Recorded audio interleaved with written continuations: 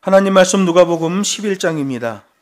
11장 14절로 26절의 말씀인데 오늘은 14절로 17절까지만 제가 봉독하겠습니다. 예수께서 한 벙어리 귀신을 쫓아내시니 귀신이 나가매 벙어리가 말을 하는지라 무리들이 기이히 여겼으나 그 중에 더러는 말하기를 저가 귀신의 왕 바알세불을 힘입어 귀신을 쫓아낸다 하고 또 더러는 예수를 시험하여 하늘로서 오는 표적을 구하니 예수께서 저희 생각을 아시고 이르시되 스스로 분쟁하는 나라마다 황폐하여지며 스스로 분쟁하는 집은 무너지느니라. 아멘. 본문 말씀을 가지고 표적을 구하는 자들과 바알세불 논쟁이라는 제목으로 하나님 말씀을 증거하겠습니다. 성경의 모든 말씀은 바르게 교훈하시기 위한 말씀이에요. 예수님이 제자들을 교훈하시는 거 보면 구약 말씀을 대칭하여 제자들을 교훈하셔요. 제자들을 교훈한 그것이 다시 대칭되어 우리들에게 교훈으로 다가오게 되는 거예요. 그래서 오늘 성경 본문이 당시 제자들을 책망하고 있다면 이 책망은 곧 우리를 책망하고 있는 내용이 된다는 겁니다. 누가복음 11장 8절을 보면 예수님은 제자들에게 기도를 가르치시며 그 강청함 때문에 하나님께서 응답하신다는 점을 강조하셔요. 여기 강청함은 인간적 의지에서의 끈질김, 오기가 아니라 하나님께서 명하신 계명 그 자체의 자세를 고수하는 끈질김이에요. 그래서 그 계명의 명령을 수행하며 버텨내는 것, 이게 성경에서 말하는 끈질김이죠. 성경을 보면 복음 사역 중에 일어난 일들 중에서 샤머니즘이나 정령 숭배 사상을 가진 사람들이 보면 오해의 소지가 있는 사건들이 다분히 일어나요. 그래서 용어 정리를 하면서 하나님의 계명을 알아야 곁길로 빠지지 않게 되고 어느 한순간 삐끗해 균형을 잃는 일도 막을 수 있는 거예요. 복음과 토속 문화, 복음과 토속 종교의 관계를 잘 분석해서 대응하지 않으면 열심히 믿어놓고는 나중에 헛발질 판정을 받게 될 수도 있다는 거예요. 오늘 본문에 보면 표적이 일어납니다. 여러분, 표적은 구약시대의 용례를 보면 하나님의 강력한 권위를 보여줄 때 표적 사건이 일어나요. 신약시대에는 지상의 교회가 세워지기 위해서 일시적인 현상으로 표적이 일어납니다. 그래서 예수님이 공생애 사역할 때도 표적이 많이 일어나고 사도행전에서 사도들이 각 지역을 다니며 복음을 전파하고 교회를 세울 때에 그 표적과 기사가 일시적으로 많이 일어나는 걸 보게 돼요. 계시는 어떤가? 여러분, 하나님의 계시는 구원 계시입니다. 구원 계시가 이 성경에 기록된 거예요. 예수님이 오셔서 십자가에 달려 죽으심으로 또 부활하심으로 구원 계시가 완성돼 버립니다. 그래서 더 이상 하나님의 계시가 추가될 게 없어요. 이미 구원 계시가 완성되어 있기 때문에 어떤 추가적인 계시가 필요 없다는 거예요. 여러분, 계시는 구원 계시가 오로지의 계시이기 때문에 추가적인 계시가 필요 없는데도 샤머니즘에 물들어 있는 목사들은 지금도 하나님이 자기에게 직통 계시를 주고 있다고 착각하고 있는 거예요. 용어에서 착각할 수 있는 게 선지자와 선견자라는 거예요. 요즘 어떤 사람은 자기가 선지자라고 하는 사람도 있는데 선지자는 하나님으로부터 계시를 받아 그대로 선포하는 자를 선지자라고 그래요. 선지자는 세례 요한으로 끝나버립니다. 구약시대에 선지자가 많았죠. 계속 줄어듭니다. 그러다가 맨 마지막 꼭지점엔 누가 있어요? 세례 요한이 있죠. 그 다음에 선지자 없어요.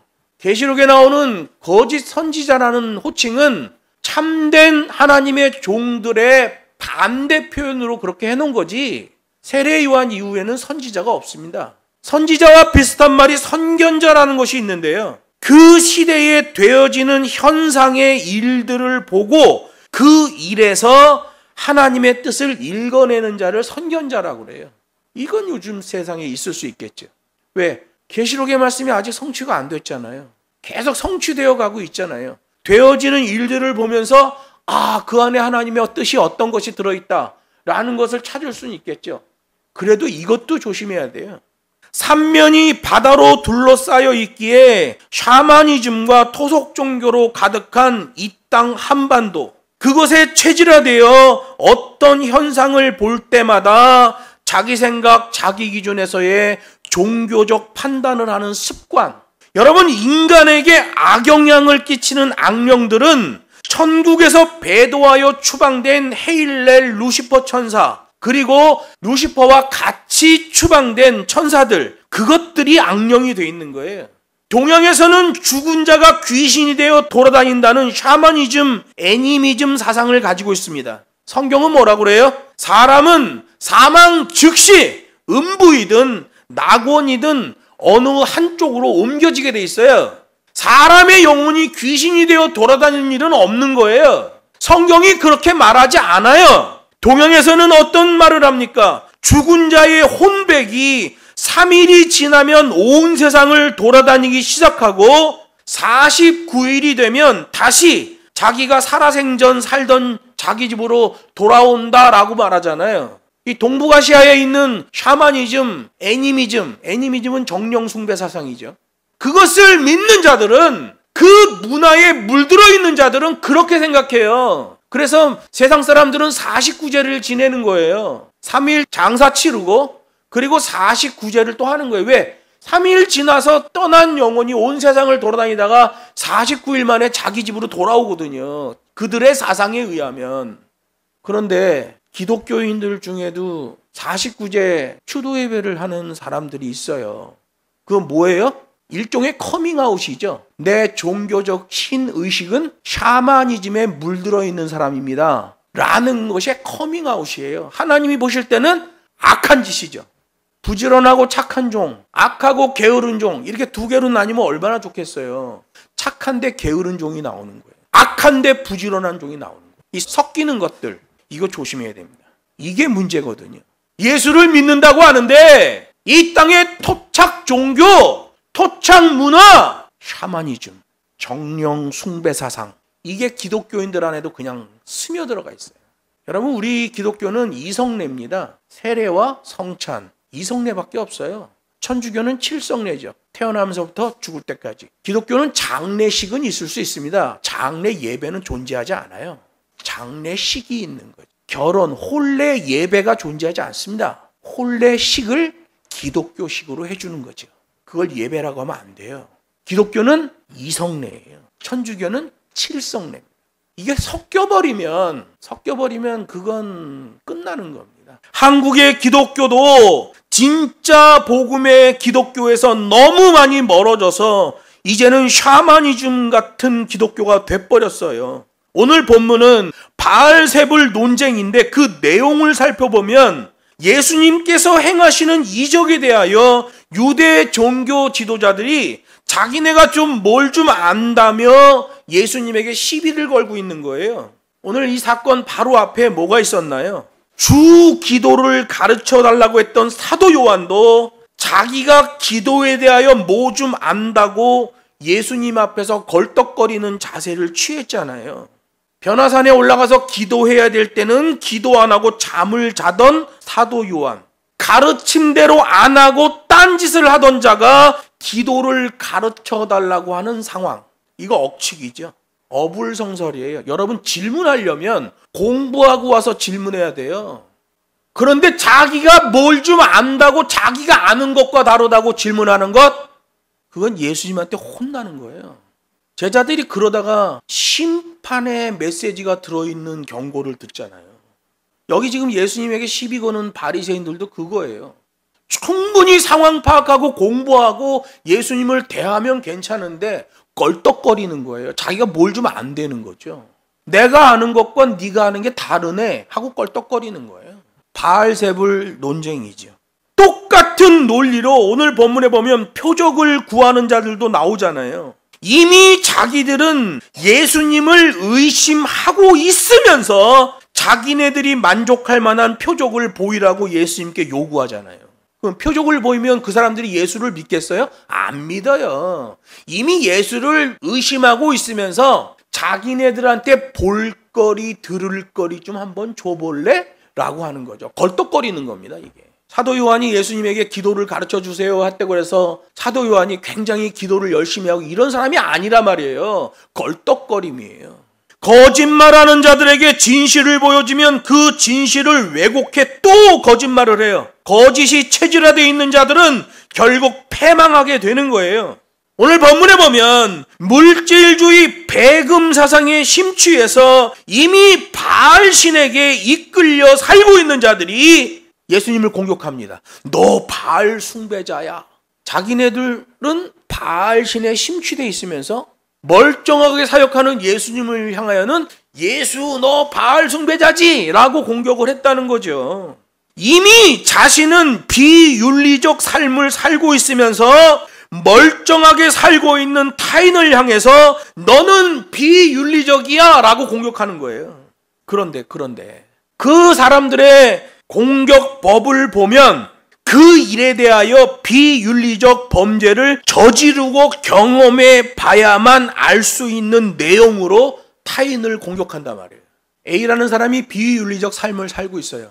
B라는 사람은 괜찮은 사람이야. 그런데 A라는 사람이 B라는 사람을 향해서 너 비윤리적이야 라고 말하는 거예요. 근데 너 비윤리적이야 라고 말하는 그 공격법을 보니까 그 비윤리적 삶을 살고 경험해야만 알 수 있는 내용으로 멀쩡한 사람을 공격하더라는 거죠. 그래서 그 사람이 커밍아웃 되는 거예요. 야, 너 그거 어떻게 알았어? 너가 비윤리적으로 살았네 라는 게 밝혀지는 거예요. 오늘 본문에는 이 커밍아웃의 일을 보여줘요. 누구 커밍아웃이에요? 바리새인들 커밍아웃이죠. 직전에는 제자들 커밍아웃입니다. 예수님의 제자들이 특별하게 선발되어 예수님을 따라다니고 있기는 하지만 헛발질이죠. 커밍아웃 시켜버리는 거예요. 그래서 여러분 진짜 복음이 다가오면 커밍아웃이 됩니다. 내가 어떤 존재인지를 밝히 드러내게 돼 있어요. 우리 모두 죄에 빠진 인생들이기 때문에 판단의 기로를 만날 때마다 성령의 인도함을 받아야 돼요. 자기 경험, 자기 지식, 자기 기준 거기에 빠지면 말과 생각과 행동이 세상 사람들과 똑같아져 버리고 예수님의 제자들처럼 주님 앞에서 걸떡거리는 증세가 나오게 됩니다. 진짜 성경을 아는 사람은요, 하나님의 말씀에 대하여 신학 지식에 대하여 걸떡거리지 않습니다. 아주 정선되지요. 아주 차분합니다. 공부 열심히 하고 정말 궁금한 걸 물어보는 거예요. 그러면 벌써 선생은 알아요. 야, 얘가 공부하고 질문을 하는구나. 그러면 그 학생은 밥 사줘가면서 가르칩니다. 일부러 자리를 마련해서 가르쳐요. 왜? 그런 사람들이 하나님에게 쓰임받는 사람들이거든요. 공부한다고 뭐 걸떡거리고 그냥 아무 질문이나 막 집어 던져버리고 그건 다 도태됩니다. 제가 신학교 다니면서 그런 친구들 많이 봤어요. 다 도태됩니다. 신대원 졸업하고 5년 지나면 진짜 사역하는 사람 5% 남고 95%는 어디 갔는지 없어요. 왜 그럴까요? 걸떡거려서 그래요. 여러분, 걸떡거린다는 말이 욕이 아니에요. 밑도 끝도 없이 자기 내세우고 아무 말이나 막 던지는 걸 걸떡거린다고 그래요. 성경에 나오는 예수님과 유대 종교 지도자들과의 모든 분쟁도 바로 그게 원인이에요. 걸떡거림. 내가 알고 있는 건 이런데, 내가 왕년에 경험 좀 해봤는데 하면서 심판이 포함돼 선포되는 오류 교정 매뉴얼을 알아듣지 못하는 거예요. 그때 자세를 바꿔야 되는데 그때 타이밍을 놓치면 큰일 나는 거죠. 임계점이 넘으면 결국 영적 균형 감각이 붕괴되어 회복 불가 상황으로 빠져버리게 되는 겁니다. 그런 기독교인, 그런 사역자들이 얼마나 많아요. 여기 14절 말씀 보면 예수님으로 인한 회복을 말씀합니다. 본문과 동일한 사건이 기록되어 있는 성경이 마가복음 3장 22절이고 마태복음 12장 22절이에요. 마가복음 3장 22절에는 악령 축사가 없습니다. 악령 축사는 악령을 내어 쫓는다라는 말이에요. 마태복음 12장에는 이 악령의 영향력 때문에 이 당사자가 벙어리가 됐을 뿐만 아니라 눈까지 멀었다라고 기록하고 있어요. 누가복음에는 그냥 벙어리 됐다라고만 얘기하죠. 누가복음에서는 바알세불 논쟁에 초점을 맞추고 있기 때문에 악령 축사 과정을 자세히 언급하지는 않아요. 그러나 악령이 내쫓김으로 인하여 그 사람이 온전해졌다는 것을 강조합니다. 여기 온전해졌다는 것은 회복을 얘기하는 거예요. 원상복구가 됐다는 거죠. 이게 예수님의 숙제입니다. 감성주의에 빠진 제자들 균형 잡아주는 것. 이거 예수님의 큰 숙제였죠.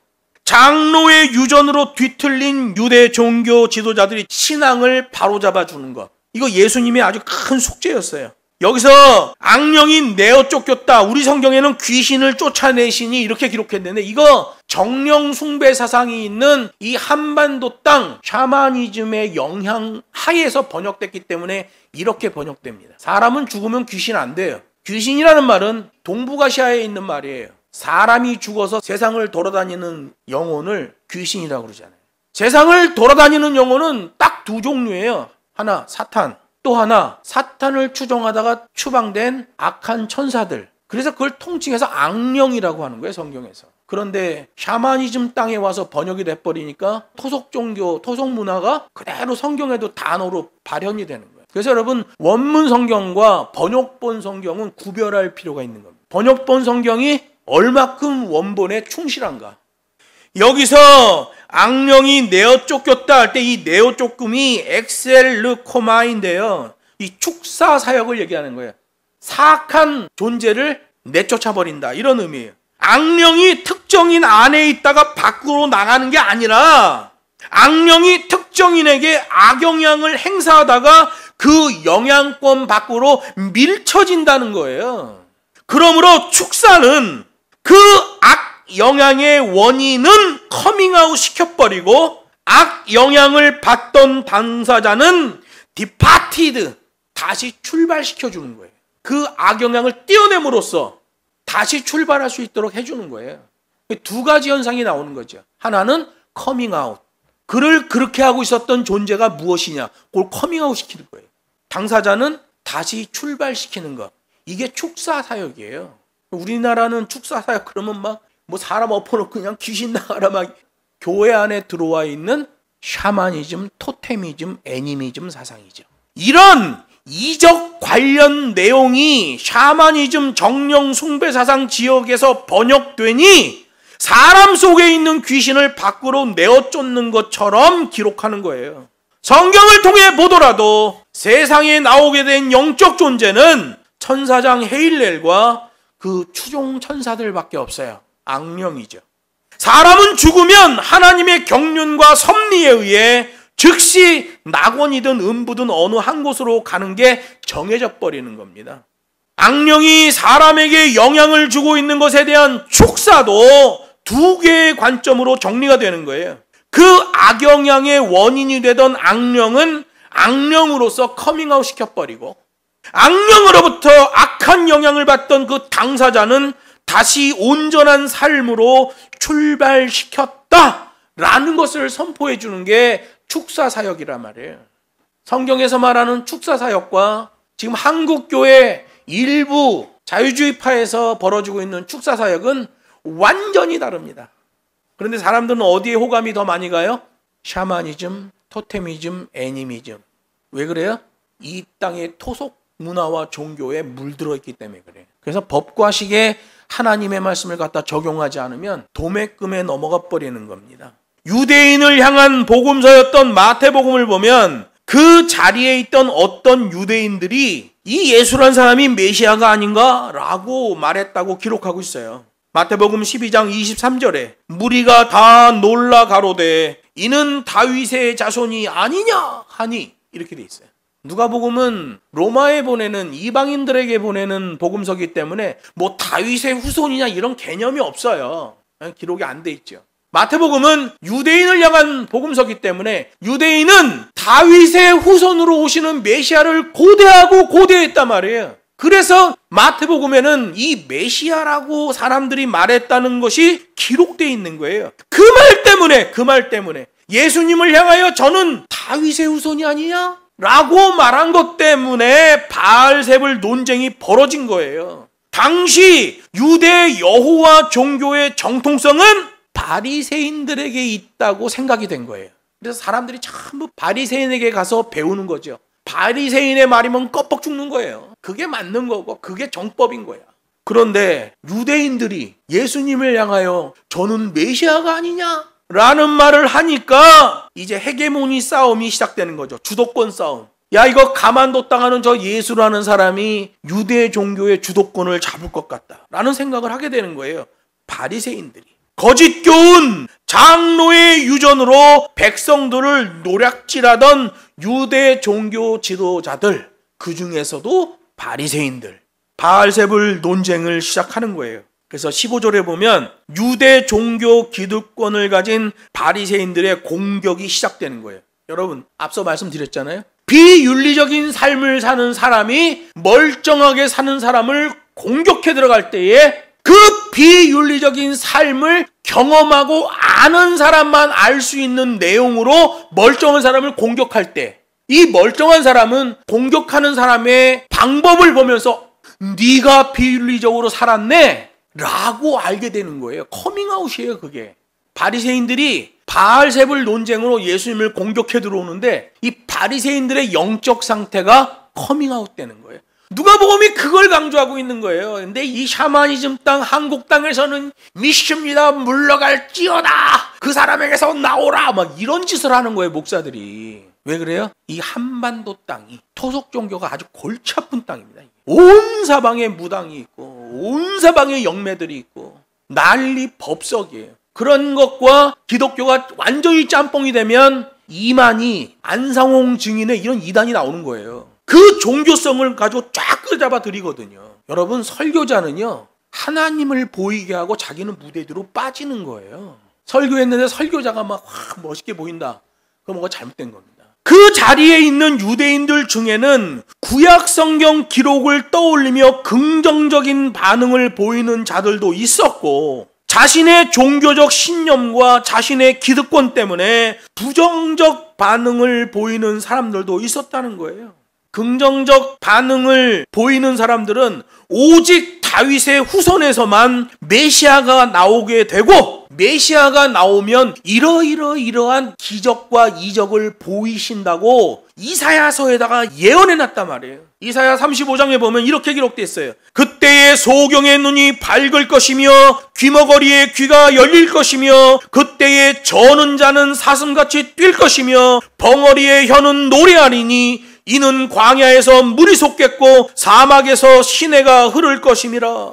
메시아가 오시면 이런 일이 벌어진다는 거예요. 오늘 여기서 벙어리가 갑자기 말을 하는, 눈이 안 보이던 이 사람이 갑자기 눈이 보이는 사건을 보면서 어떤 유대인들은 이사야 35장에 기록되어 있는 메시아 언약을 기억한 거예요. 그래서 이 사람이 다윗의 자손이 아니냐, 그 자리에서 말이 나왔다는 거예요. 여러분, 성부 하나님께서 이 세상에 메시아를 보내는 이유에 대해서는 이사야 61장 8절에 기록되어 있어요. 나 여호와는 공의를 사랑하며 불의의 강탈을 미워하며 성실히 그들에게 갚아주고 그들과 영영한 언약을 세울 것이라. 이게 메시아가 와서 하는 일입니다. 공의를 사랑하며, 예수님이 이 땅에 오신 사역은 공의를 세우는 사역입니다. 공의는 하라 하지 말라의 법으로 되어 있죠. 불의를 강탈하는 자에 대해서도 갚아주고 공의를 사랑하는 자에도 갚아준다는 거예요. 그 갚아주는 것이 영영한 언약으로 세워질 것이다. 그래서 여러분, 예수님이 구약을 완성하는 거예요. 신약에 오셔서 하나님의 공의를 순종하는 자들에게 갚아줄 것이다. 불의로 강탈을 하는 자들을 갚아줄 것이다.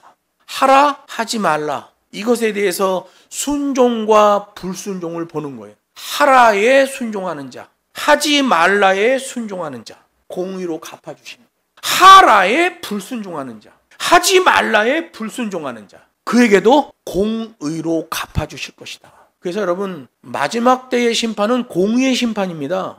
천주교에서는 사랑의 심판이라고 그러죠. 거짓말입니다. 공의의 심판이라고, 메시아를 보냈고 메시아가 뭘 하고 어떻게 할 것인지에 대한 것들을 이사야 61장 8절에다 이미 다 예언해 놓으셨어요. 예수님의 악령 축사 사역에 대하여 부정적인 반응을 보인 사람들은 바리새인들이었어요. 종교 기득권자들이죠.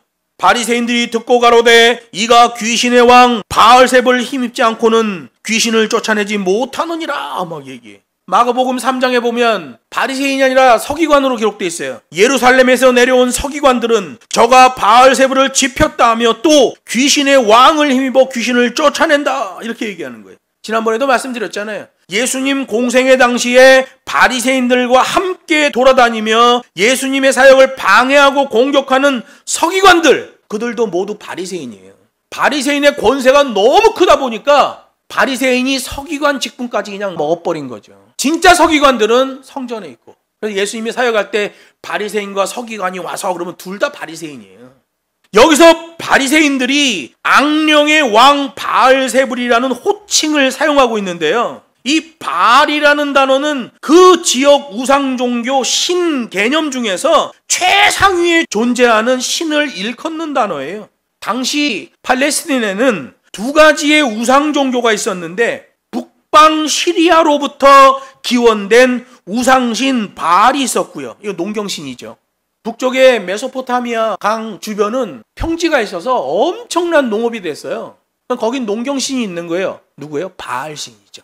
남방 애굽에서 기원된 태양신 라가 있어요. 태양신 라가 농경지역으로 들어와서 황소 담무스가 되죠. 그래서 여러분 남유다와 북이스라엘로 나눠졌을 때 사마리아에다가 금송아지를 만들어 놓고 그걸 엘로힘이라고 불렀던 거예요. 당시에 크게 두 개의 우상 종교가 있었는데 북방으로부터 온 바알이 있었고 남방으로부터 온 태양신 라가 있었어요. 둘 다 물질적 풍요를 상징하는 신이었고 모두 풍요를 위해 여신이 필요했던 거예요. 바알신, 라신, 이 전부 남신이잖아요. 근데 풍요를 말하려니까 여신이 필요했던 거예요. 그래서 만들어진 게 북방신 바알에 대칭하여 아세라가 만들어지고 남방에서 온 태양신 라에 대칭하여 여신 헤켓이 만들어지는 거예요. 헤켓. 그래서 애굽의 열재앙을 때릴 때에 개구리 신이 있잖아요. 그 개구리 신이 여신을 상징하는 신입니다. 그리고 남신과 여신 사이에서 출생한 자에게 신의 아들, 왕권 신수설을 적용해 인간 우상 숭배의 유행이 들불처럼 번져나갔습니다. 그래서 로마 황제도 자기가 신의 아들이라고 그러잖아요. 자, 메소포타미아에 있는 왕도 자기가 신의 아들이잖아요. 다 신의 아들이야. 어떤 문화 때문에 그래요? 원래 농경신으로 만들어놓은 신들이 존재했는데 그 남신에 대응시켜 여신을 만들어냈고 남신과 여신이 존재하게 되니까 거기서 나온 왕권 신수설에 신의 아들이 존재한다 해서 왕이나 황제들을 신으로 만들었지요. 처음에는 여신이 아기를 안고 있는 모습으로 나타났습니다. 천주교에서도 마리아가 예수를 이렇게 안고 있잖아요. 마리아를 중보자라고 그러잖아요. 마리아는 예수와 동격의 중보자라고 천주교에서는 거짓말을 합니다. 그게 뭐예요? 여신 사상에서 나온 거예요. 그래서 팔레스틴에 보면 아기를 안고 있는 모습의 여신이 나오고요. 그 다음에는 혼자 서 있는 모습을 보이다가 그 여신 문화가 인도 쪽으로 아리안 계열로 오면 누워있는 와상이 만들어지는 거예요. 여신, 와상. 그래서 인도, 캄보디아 뭐 이런 옛날 신전에 가면 여신이 쫙 누워있는 겁니다. 엉덩이 이따시만한 여신이 허리 짤룩한 모습으로 쫙 누워있죠. 그렇게 여신을 형상화하는 거예요. 그게 더 동쪽으로 중국 남부에 들어오면 60갑자의 어머니로 최상위에 앉은 여신이 조각됩니다. 그래서 하이난도, 그 다음에 위에 광시장족 자치구 광동성에 들어오면 여신이 그냥 애 하나 안고 있는 게 아니에요. 또아리 쳐 올라가며 아이들이 쫙 60명이 앉아있는데 60갑자를 맞힌 겁니다. 자축인묘, 진사오미, 신유수레랑 가벌병정 이거 맞힌 거예요. 그럼 60갑자가 나오잖아요. 또아리 치면서 애들이 쫙 앉아있고 맨 꼭대기에 엄마가 딱 가부좌 틀고 앉아있어요. 뭐예요? 여신이 이제 자기 애기 하나가 아니라 모든 사람의 어머니가 나와요. 그게 우리나라로 들어오면 좌상 여신이 되는 거예요. 우리나라 보면 석가열의 좌상 이런 거 있죠. 앉아있는. 여러분 그 애굽, 팔레스틴, 시리아 이쪽에서 만들어진 그 여신이 우리나라까지 그대로 들어와 있는 거예요. 뭐에 의해 조금씩 바뀌어요? 그 토착 종교, 토착 문화에 따라서 그 표현 방식이 조금씩 달라지는 거예요. 바알세불 그러면 이 세불이라는 말이 째붑이라는 말이에요. 원래 발음은 째붑입니다. 째붑은 똥파리라는 의미예요. 인간은 창조될 때부터 잠재의식 속에 신을 찾고 추구하는 의식이 들어있는 상태로 창조됐습니다. 그걸 신의식이라고 그래요. 신을 안 믿는 사람들도 비행기 타고 가다 갑자기 비행기가 추락하면 오 신이시여 살려주시옵소서 막 이런단 말이에요. 누군지도 몰라 신이. 근데 신을 찾아. 왜 그래요? 인간은 창조될 때부터 이 잠재의식 속에 신의식을 갖고 태어나요. 그런데 사단이 여길 공격합니다. 자기 기준, 자기 경험, 자기 지식. 이 신의식이 하나님인 줄 착각하게 만들어요. 신의식은 하나님을 찾는 거예요. 근데 신의식 자체가 하나님인 줄 알아요. 그래서 자기가 예수라는 사람이 우리나라에만 지금 280명이 존재합니다. 신의식을 착각하는 거예요. 이만희도 그거 착각하는 거예요. 안상홍 증인에도 그거 착각하는 거예요. 동방번개 장녀인도 그거 착각하는 거예요. 온 이단들이 신의식을 하나님으로 착각하는 거예요. 우리나라 어느 정신 나간 목사는 자기가 성령의 본체래. 성령의 본체가 어디 있어? 하나님의 본체는 있죠. 예수님이죠. 예수님. 성령의 본체가 어디 있어? 확 그냥 막 그냥. 정신 나간 목사들이 이렇게 많단 말이에요. 근데 속는 거야 그런 목사들한테. 그렇게 신의식을 가지고 태어나기 때문에 그런 인간이 제 욕심으로 인하여 창조주 하나님을 망각하게 되면 땅에 있는 것으로 자기 신을 삼으려는 시도를 하는 거예요. 그래서 애굽에서도 10가지 동물, 벌레, 곤충을 신격화하고 우상숭배의 재료로 삼잖아요. 출애굽 때에 애굽에 내리는 10재앙, 그거 다 우상을 타파하는 재앙이잖아요. 왜 그래요? 사람들이 하나님을 잊어버리니까 땅에 있는 것으로 자기 우상을 삼는 거죠. 애굽에는 10개의 대표적 우상이 있었어요. 우리나라에도 고대로부터 12지 신상을 우상으로 섬겨왔어요. 막 독수리, 코끼리 이런 거면 얼마나 좋아. 근데 쥐새끼, 토끼 이런 거를 우상으로 삼는 거예요. 그 왜 그럴까요? 사람들한테 가까이 있기 때문에 그래요. 쥐새끼 못된 짓만 하잖아요. 곡식 쪄먹고 다 쏠아놓고 사람들한테 질병 옮기고 좋지 않잖아요. 근데 그런 하찮은 미물을 신으로 만드는 거예요. 왜 그럴까요? 어떤 경우에 그런 하찮은 존재와 그 신을 대칭시키기 위해서 하찮음에도 불구하고 신으로 만들어버리는 거죠. 그게 우리나라에 있는 12지예요. 소부터 시작해서 온갖 것들을 신으로 만드는 거예요. 인도와 그 주위 국가들은 그런 신들이 셀 수 없을 만큼이나 많아요. 대단한 동물만 우상으로 삼는 게 아니라 아주 하찮은 것들까지도 형상화하고 우상화하는 거예요. 왜? 종교 기득권자들이 그 기득권적 차별성을 시도하기 위하여. 같이 신을 믿어도 야 어디 쥐가 코끼리한테 뭐 이런 식으로 가는 거죠. 인도에서.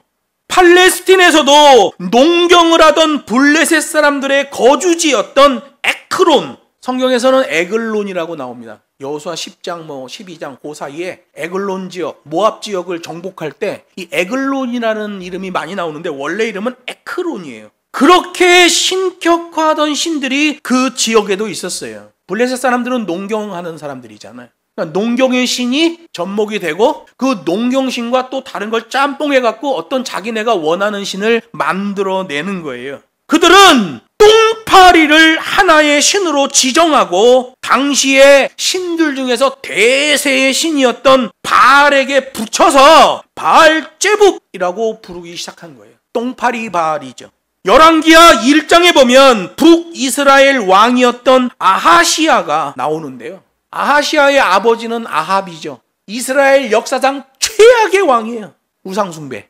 그 어머니는 이세벨이에요. 최악의 왕비예요. 이스라엘 왕정사에서 최악이에요. 왕과 왕비가 전부 다. 근데 거기서 나온 애야. 아하시야. 이 아하시야가 낙상사고를 당하는데요. 이 병이 낫지 않는 거예요. 죽음이 두려워지는 거예요. 그래서 자신이 이 병에서 회복될 수 있는지 없는지를 우상신에게 물어본단 말이에요. 그 신이 바알제북이에요. 열왕기하 1장 2절에 나옵니다. 똥파리같이 하찮은 미물에 불과한 신에게라도 자신의 회복에 대하여 의지해야만 했던 인간 아하시야 왕, 그러기 위해서 만들어 놓은 저급신, 그렇게 똥파리 바알 제부백에 자신의 생사를 물어봤다는 것은 아하시아 왕의 신앙 상태를 커밍아웃 시켜주는 게 되죠. 야, 이스라엘의 왕이라는 게 세상의 바알 제부 똥파리 바알한테 자기가 살 수 있냐 살 수 없냐를 물어봐? 라고 주변 사람들이 알게 되는 거예요. 커밍아웃이.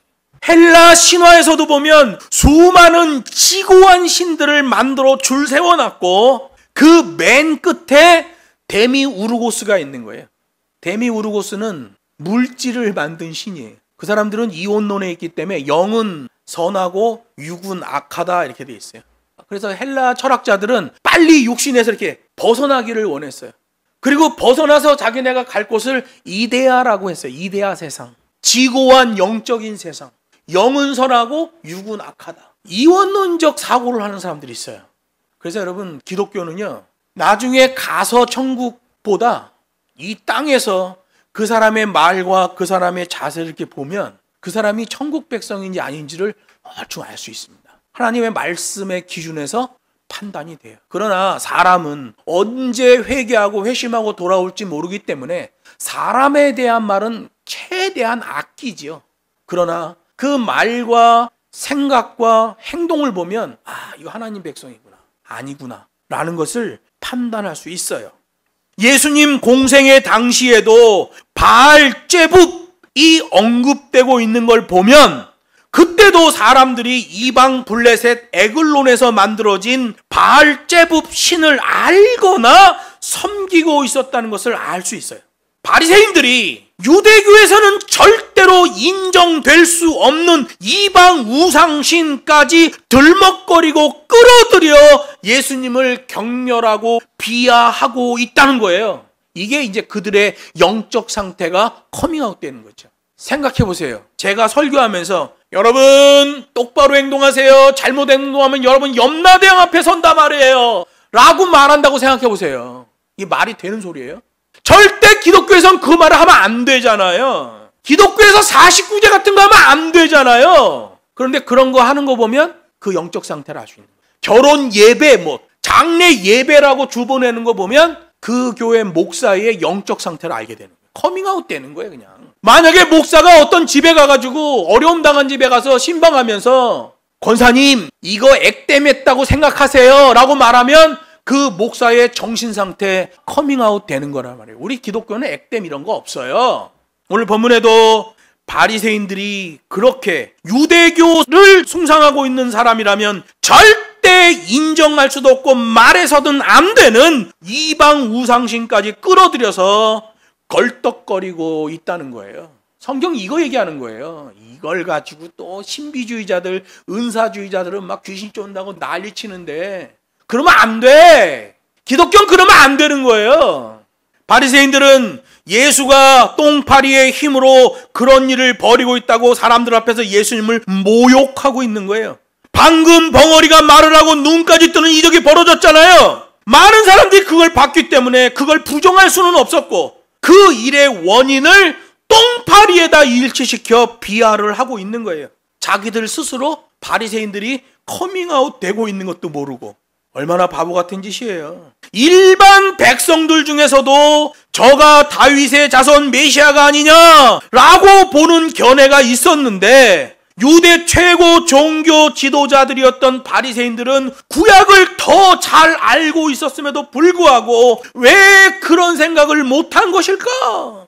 이 종교 지도자들은 자신들의 무능력을 은폐하기 위해서 하늘로부터의 이적과 진리를 무시하고 짓밟았다는 거예요. 이게 누가가 강조하고 있는 내용이죠. 이걸 가지고 막 귀신 쏜다고 난리치고 막 무슨 자기가 하나님과 성도들 사이에 영맹인 양 그런 짓을 하는 목사들은 그건 목사도 아니에요. 그건 하나님 말씀을 하나님 말씀으로 이해하지 못한 사람입니다. 그 사람은 샤머니즘 목사예요. 섞여 있는 목사예요. 바로 앞에 본문 누가복음 11장 13절에서도 너희가 악할지라도 라고 하셨듯이 하나님은 인간 본성 자체가 악하다라고 판단하고 계시는 분이에요. 죄에 빠진 인간은 자기 기준에서 생각하고 말하고 행동하기 때문에 모든 게 죄로 귀결될 수밖에 없어요. 감성주의라 그래요. 예수님은 특히 유대 종교 지도자였던 바리새인들에게 그 단어를 많이 사용했다고 그랬잖아요. 악하다, 포네로이. 역시 지난 본문에서 바로 이어지는 오늘 본문에서도 바리새인들이 걸떡거리는 사고를 치고 있는 거예요. 어떤 방법으로? 질문하는 방법으로. 어떤 방법으로? 자기가 뭘 좀 안다고 그냥 말을 던져버리는 겁니다. 여러분, 우리는 10번 생각하고 한마디 하는 거예요. 그리고 10번 생각하고 한마디 했으면 그 한마디에 자기의 생명을 던져버리는 그런 결단이 나와야 돼요. 계속 사고 치던 것들을 보여주시는 거예요. 예수님의 제자들 어느 한순간 삐끗 계속 사고 치고 헛발질해. 그리고 유대 종교 지도자들, 특히 바리새인들 계속 사고 치고 문제가 나는 거예요. 그 원인이 뭐예요? 껄떡거림이죠. 내가 알고 있는 건 내가 경험한 건 하나님의 선하심이 드러나면 바로 이어서 짝을 이루며 나타나는 게 죄에 빠진 인간의 악한 본성이에요. 그래서 오늘 본문 바로 앞에 보면 떡을 달라 하면 돌을 줄 자가 누가 있고, 생선을 달라 하면 뱀을 줄 자가 누가 있고, 계란을 달라고 하면 전갈을 줄 자가 누가 있느냐. 하나님의 선하심과 인간의 악함을 그대로 대칭시켜 주는 걸 보게 돼요. 인간은 누구나 자기 생각, 자기 기준, 자기 경험을 최고로 여기고 자기 확증 편향을 선하다고 생각하지만 천부 하나님은 가장 좋은 것으로 성령을 주신다고 성경이 증거하잖아요. 그 하늘 기준에서 오늘 본문 바알세불 논쟁을 일으키는 유대 종교 지도자들의 악함을 고스란히 보여주고 있는 거예요. 그들의 말 한마디 속에 커밍아웃 되고 있는 그들의 영적 상태. 그래서 여러분, 사람하고 딱 앉아서 한 5분 정도 10분 정도 딱 대화해 보면 그 사람의 영적 상태를 다 읽을 수 있습니다. 말씀을 맺습니다. 기록된 계명대로 하면 문제가 안 생기는데 자꾸 사람의 생각을 집어넣으니 문제가 발생하는 거예요. 게다가 인본주의로 만들어진 신학을 접목해서 성경을 해석해버리면 모든 게 뒤틀리고 삐뚤어져 버리는 거예요. 예수님의 제자들이 그랬고 당시 유대 종교 지도자들이 죄다 그랬어요. 사단이 뿌려놓은 감성주의 맹독의 씨앗으로 점철되는 사람들이에요. 특히 성경이 각 곳의 언어로 번역되고 토속신앙과 섞이면서 좋지 않은 번역 사례들이 많이 나타났어요. 당장 본문에서도 유대교에선 절대로 인정할 수 없는 이방신 바알제붓까지 언급되며 바리새인들이 예수님을 공격하잖아. 이런 거 아주 치명적 실수입니다. 하나님이 이런 거 가만두지 않거든요. 특히 우리 그리스도인들은 언행을 조심해야 돼요. 자신이 하나님의 성전이고 자신의 입술은 복음 전파를 하는 입술이고 자신의 손과 발은 다른 사람들을 섬기고 안아줘야 될 도구라는 사실을 꼭 기억해야 돼요. 그래서 말과 행동을 조심해야 돼요. 요즘 SNS를 통해서 세상에 보여지는 기득권 싸움이 있어요. 바알제붓 논쟁과 똑같아요. 기득권 싸움이에요. 거기 말려들면 안 돼요. 기독교인들은 기도하며 거짓과 싸워야 돼요. 특히 샤머니즘이 창궐한 여기 한국 땅에서 태어나고 살아가고 있는 우리 그리스도인들은 더욱더 우상문화와 그 현상에 예민해야 돼요. 본문의 바리새인들이 바알제붓을 언급하는 것처럼 한국 교회 안에도 우상의 잔재들이 많이 남아있고 그 영향력이 매우 커요. 일본 천황숭배의 음찬의식이 있고요. 파벌주의가 있고 흰장갑까지도 교회에서 끼는 이런 어처구니 없는 일들이 교회 안에 있단 말이에요. 성경은 하늘 백성들을 교훈하기 위한 책이에요. 법과 식의 말씀이요 기준의 말씀이에요. 그렇게 우리 모두는 항상 하나님의 말씀 계명을 가까이 하는 흐름과 체질화가 필요해요. 불변의 기준인 하나님의 말씀을 붙들고 그 계명 위에 굳게 서서 주의 교훈을 실천하는 우리 모두가 되기를 주 예수의 이름으로 축복합니다.